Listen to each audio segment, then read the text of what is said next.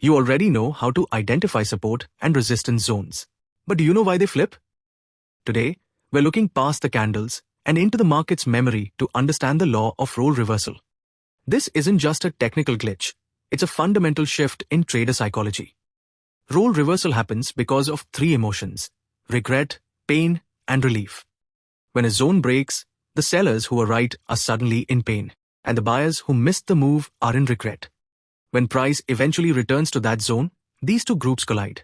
One exits at break-even, the other enters the trend. This is how a previous ceiling becomes a new floor.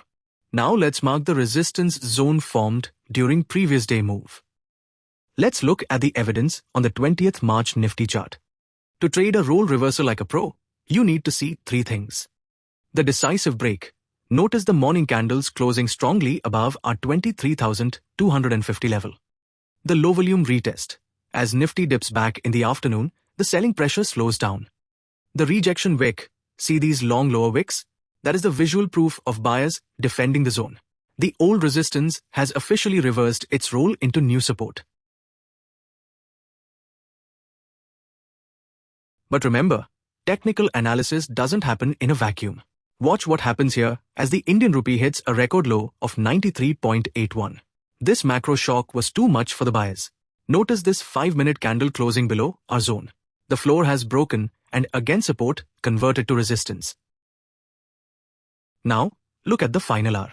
The price tries to recover, but it gets rejected exactly at the 23,200 mark.